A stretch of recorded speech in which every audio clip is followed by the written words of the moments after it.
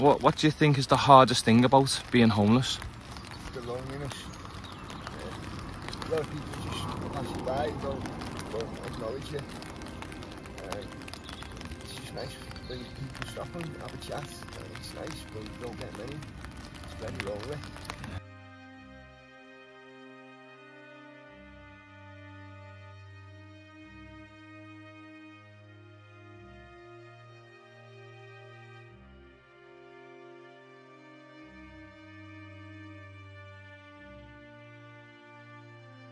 This is Steve.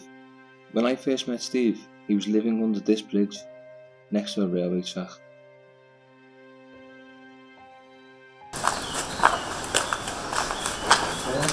There was like an abandoned couch that was up against here. That's where you sleep. What made you pick this part? It was shelter. Just shelter. And do you think is hidden? Yeah. But even here, I woke up one night early hours at morning, down the kids jumping on me and kicking me. Just that curl off my sleeping bag waiting for me to stop. So, did you move on then? Yeah. Is that when you moved on? But this is the type of place that you're looking out for, isn't it? Just shelter and... I often, if I'm passing, I come down because other people use it as well. Really? Yeah, you can see they've had fires going here and stuff. It's not the nicest of places, is it? Bad memories down here then? Yeah. Bad and good. Yeah. What was the good? At one point there was four of us there was. Yeah, we used to have a laugh. So there's four of you just sleeping down here? Yeah. That's crazy. Playing cards by candlelight. Really? Happy times? Yeah. Happy times. But obviously... Yeah, but a couple of them lads sadly passed away now. Really? Yeah. Because of cold or something? Drugs. So how are you going with one of them's married now with kids in the house. Really? Yeah. So do you still have hope? Pardon? Do you still have hope then? Yeah, definitely. Yeah.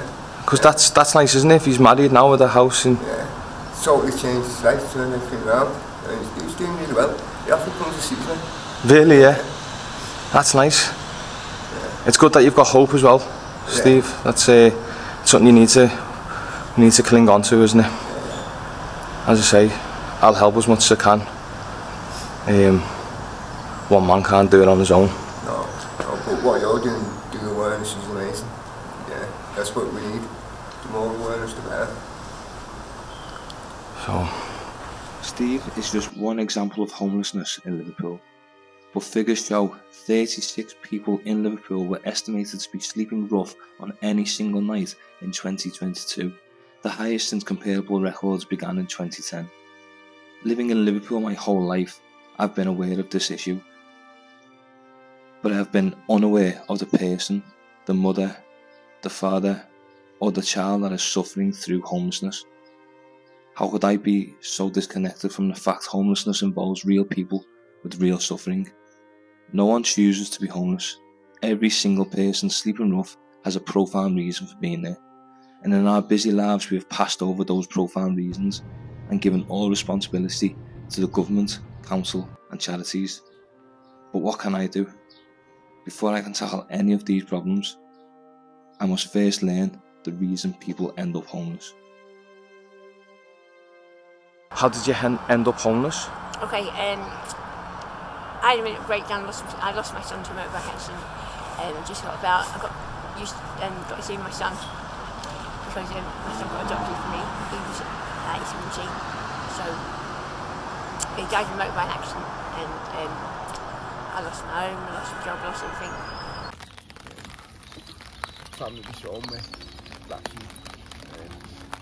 I was with this girlfriend for 18 years, and then I found out she was cheating on me. And she kicked me out, moved a new fella in, that's how I became homeless. Basically we end up homeless due to things that trouble I'd caused and got into a little while back. Got me out together and things caught up with me, and I basically had to get out of the areas quick sort of thing, and that basically put us where we were. It's all down to me, not down to you. I've got one little boy and 3 girls. Charlie, Oak and a bit and Rihanna. Where are they now? Where are they now? They're in temporary foster care because obviously I was wrongly judged by the system because I went for a bit of retail therapy in town one day and behold it was with the baby daddy which wasn't allowed around the kids, but my kids was in our school club, and lo and behold we come back in a taxi so he could get his staff to get back on the train to go to Essex, and lo and behold as we got out of the taxi to go to my property so he could get his stuff, the social worker walked round the corner. Nah, when she walked round the corner, that was it. She just wrongly judged me because we never got from the beginning. And I was waiting at the primary school from 5 o'clock till 7 o'clock. They said the police are coming to assist me, and they didn't. They were coming in to escort me off the premises. They walked straight past me and walked straight back in. I walked straight in and walked straight out and said, Charlotte, we're ready to escort you off the premises. I didn't even get to tell my kids goodbye. I quickly realised homelessness is a social issue that's as complex and unique as each individual, and there's no single cause. But through these conversations I've had with the homeless, I started noticing a disturbing trend. Childhood trauma, abuse, or just poor upbringing was becoming a common theme. And I was pretty careful sexual and mental abuse from my own parents, and I was in care since I was putting care in nursery and didn't get out until I was 17. I was in like 13 foster homes and 2 children's homes, and so a bit chaotic. Really? Well, my mum and dad both met at a probation centre. My mum was an alcoholic and a bit of a slapper, and she put the whole world out of her favours, manipulated people, neglected me and my brother, played with my dad, and just caused a lot of people a lot of pain. Yeah, so I was in and out of care, and my mum used to play head games with me and my brother, and she'd tell us that she wanted us and that social services were taking us away from her because of her disabilities, but it was just her. Terrible, mate. Abuse. Abused? Yeah. Who's you abused by? Your parents. Both parents abused you? Yeah. In what way? Sexually and mentally, mate. And physically. How long did that go on for? Traumas like these can cause all kinds of mental health issues, which can lead the person looking for connection, distraction, sense of self-worth, validation, escape from pain. Usually, this is found through the rewarding effects of substance abuse, leading to addictions.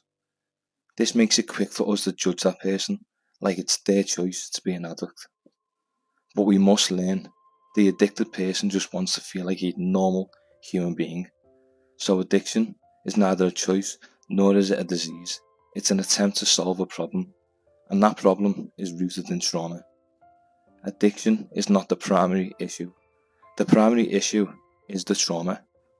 Once we recognise that, why are we judging people for desperately seeking to escape states of extreme emotional distress? The general public probably view me as a scumbag, as a lowlife, because I'm sitting here.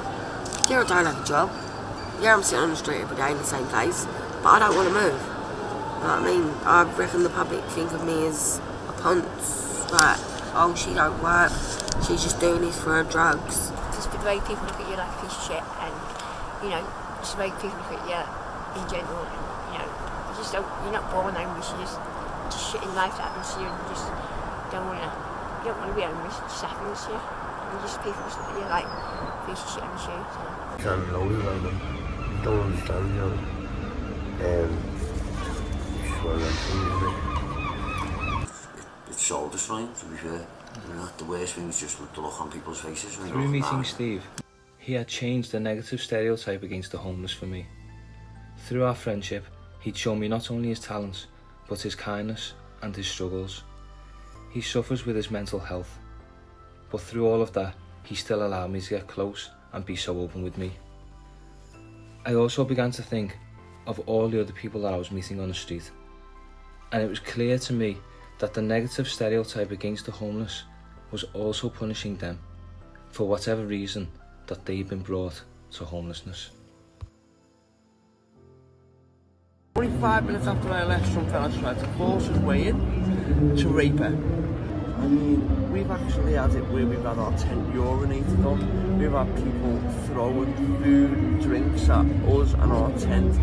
And we haven't done anything. It's just because, like, they're drunk and they think it's funny and it's a laugh. And our situation's already a nightmare. And you've got people doing things like that. We've had people waking us up, shaking the tent, kicking the tent. Just missed my wife's face one night when he kicked the side of the tent and the foot nearly come in. And it just missed my wife's face. Sack kicked in the face. Kicked in the face? Yeah.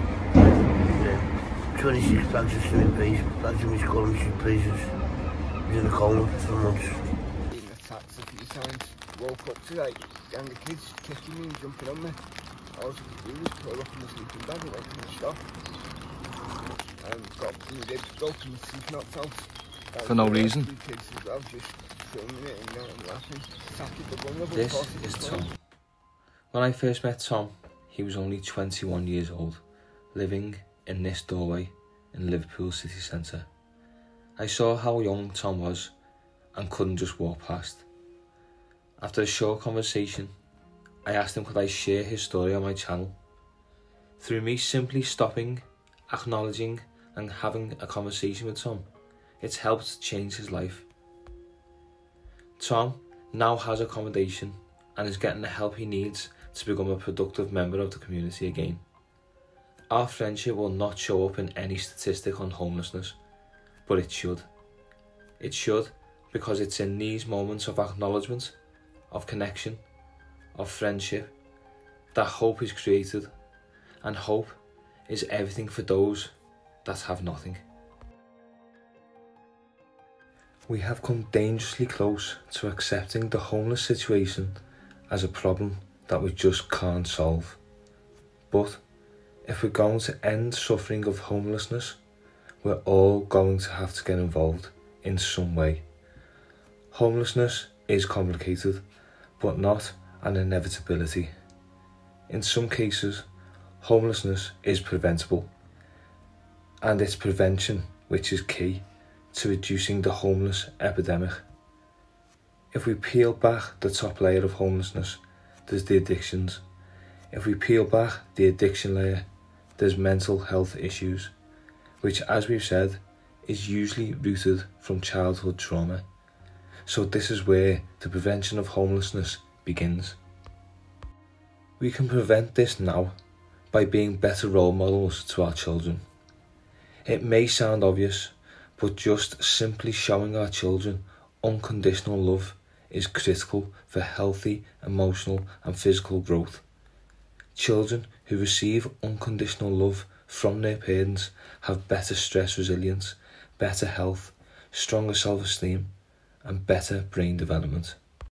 Those who grow up feeling rejected are more likely to develop depression, substance abuse, and other mentally related issues, which are all too common in homelessness.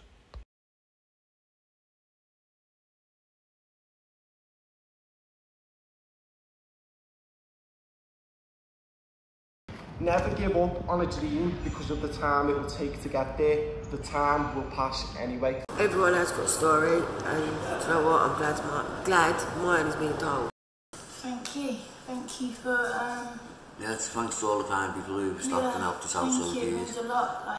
Go and have a conversation with as many homeless people as you can.